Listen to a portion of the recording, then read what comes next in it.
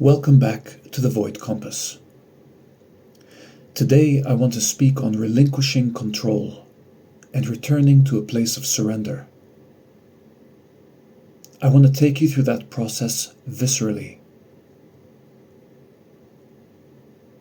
So stay with me.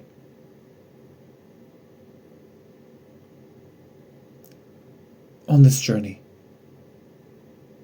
you find that you oscillate between moments of deep trust, a state of inner union that is your birthright, a clarity that only comes by being aligned with soul at a deep level, only to find that as days pass by, you find yourself slipping once again into a state of longing, insecurity, needing, retreading past steps and regrets, and forecasting and anticipating future outcomes with desires unmet.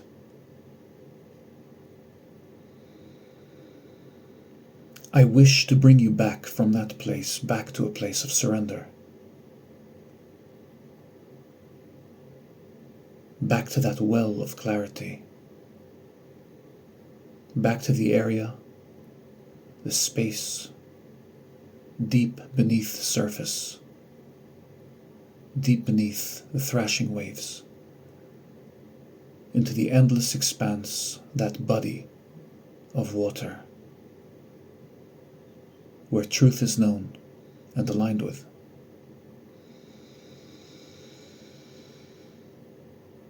So you find yourself slipping from day to day. Things surface within you, coming up to be addressed, coming up to be felt, coming up to be acknowledged, and to be received with unconditional love. This is part of the process. We have discussed this. This will always happen. This is not your failing. This is part of the process. This is not a nuisance. This is not the journey going wrong. This is just the next layer of what needs to surface within you, coming up to receive that unconditional love that it has begun receiving. It has begun trusting you, sharing with you its secrets. In the soul observing consciousness that you occupy in those moments, the fractured parts of you have found their loving confidant. And so they rise. And if you do not remain completely conscious of this process, if you do not keep your awareness deep in your body, rather than seeing the surfacing for what it is felt and experienced purely through mind as a fall from grace. And you find yourself saying, how then do I return back to this state of peace? Why must I always be cursed? Why must I be kicked out of heaven? What have I done wrong?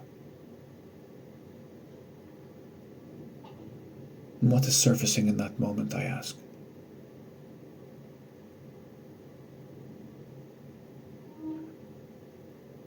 But just a fractured part of you attempting to place blame on itself, believing it has done wrong. And what do we do with that part of ourself that surfaces in that moment? Do we identify with it? Do we say, yes, this is me, this is me?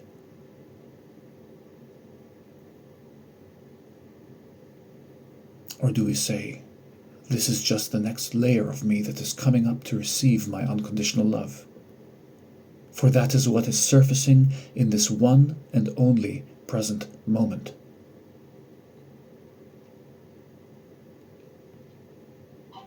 And how quickly do you return to a state of peace?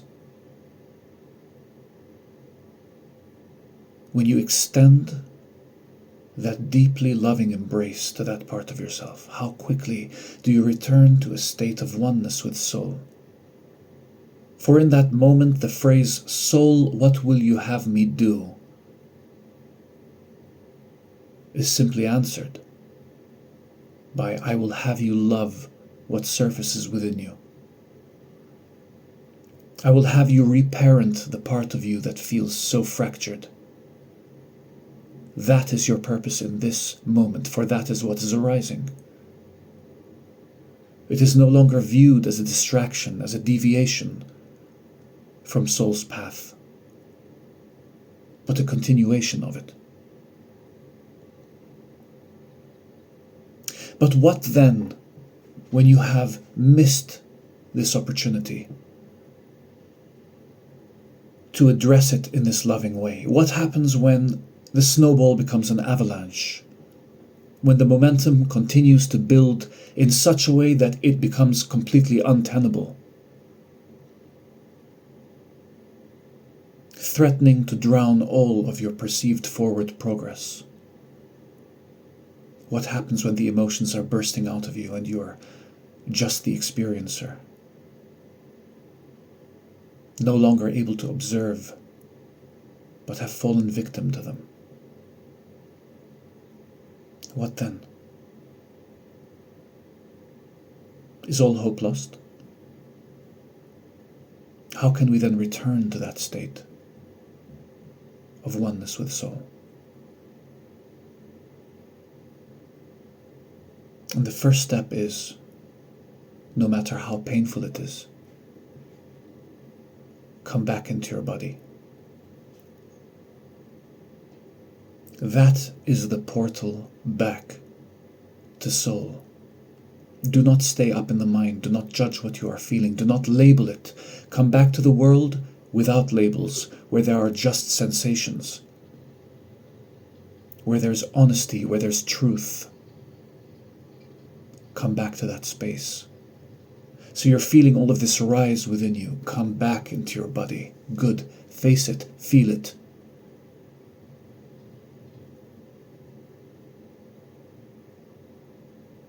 And what will you find as it continues to surface within you? You start noticing the emotions as sensations. Grief is no longer labeled as grief. Longing is no longer labeled as longing. They are feelings, sensations, like hot and cold, like pressure, like a feeling of expansiveness or a rigorous contracting of a certain area of your body.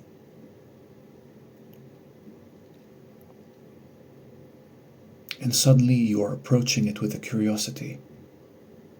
What is this that rises within me? What am I feeling? What am I sensing? The threat of feeling dissipates. And you begin breathing into the area where your curiosity lies. What is this sensation in my stomach? What am I feeling?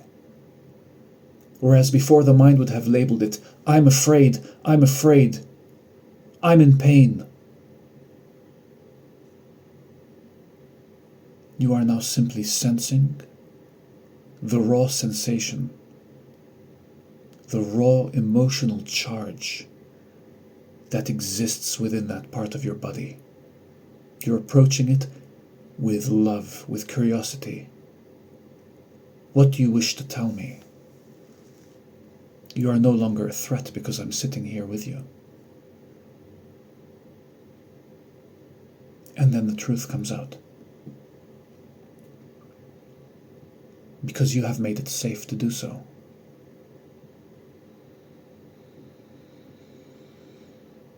And sometimes a memory will surface and sometimes it won't. Sometimes it'll just be a state of being that is begging for a loving presence to sit with it so it does not feel alone anymore.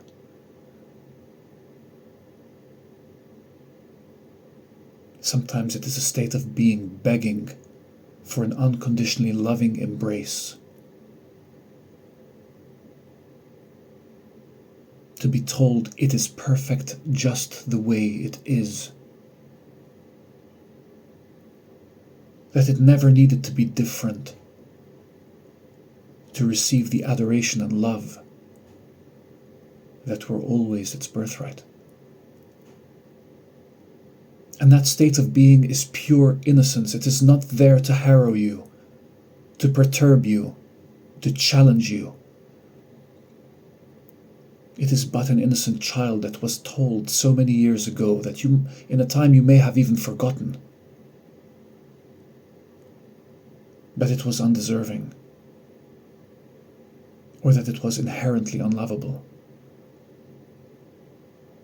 It is but innocence trying to find its way home, can't you see?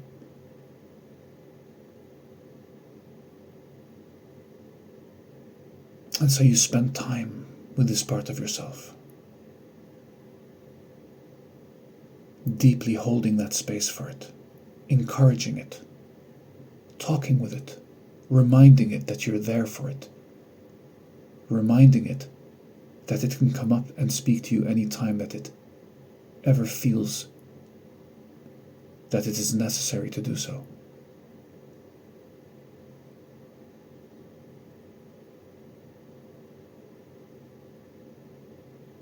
You become that shining light that is guiding it home to love. And suddenly you are not this panicked mind that is losing grip on its journey and falling into push energy. Suddenly you're not shaming yourself for failing. Suddenly you are not scared of losing all your progress, because you realize this is the progress, this is the work, the full acknowledgement of every layer of you that has ever wanted to come up and receive love. This is not an exclusive process. It is inclusive.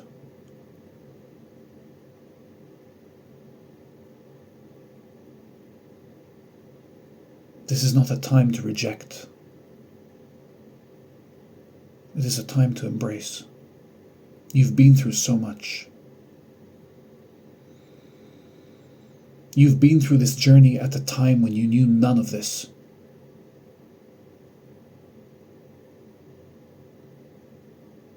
Where you felt like a victim to an endless emotional maelstrom contained within your being and your being alone. A state of being exacerbated by the loneliness of this journey,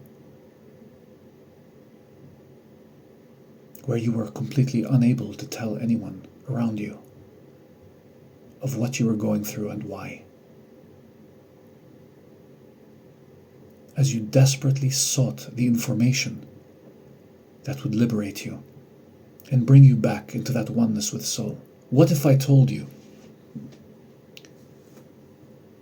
that all those sensations in your body that you are feeling, that are perceived as painful layers, what if that is the soul alignment that is preparing you for union, both inner and outer? Would you then ignore it? Would you then label it as a distraction? Or would you see it as the most integral part of this process?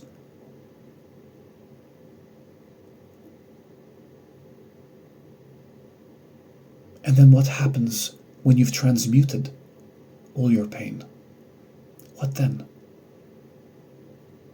What sensations will replace it? I will tell you.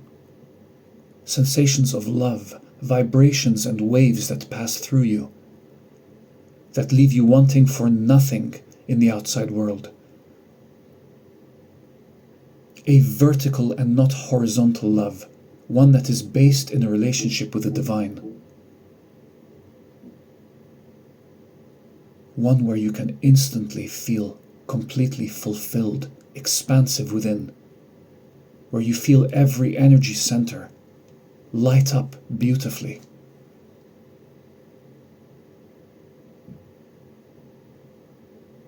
That is your birthright. And that too is you aligning with your union.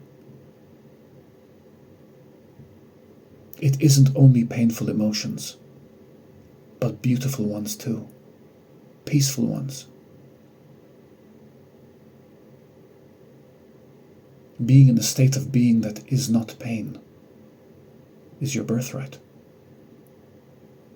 But to get there, you must embrace everything that is arising in you today, right now, in this present moment. Do not delay. When the tears come, cry them. When the fear comes, shake. When the anger comes, clench your fists and grit your teeth. But be the one that holds space for that state of being, lovingly, and never ask it to change. Always tell it, I love you just the way you are. I don't need you to be different. You are just as holy and beautiful and valid as peace. Do that and watch how quickly you return to peace. How quickly you don't need to control this journey.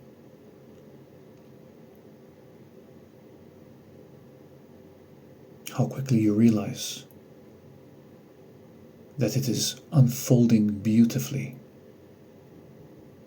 according to your soul blueprint that you are now aligning with perfectly. I know it's painful. I speak this from experience, not from theory. From living it, breathing it, bleeding it, hating it, and now loving it.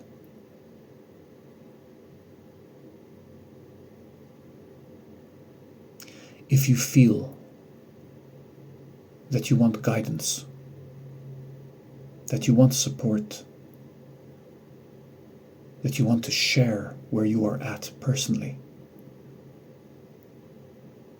reach out to me. And we can work through this together. All the information is in the video description. I'm going to leave it there. But I will see you next time on the Void Compass with more.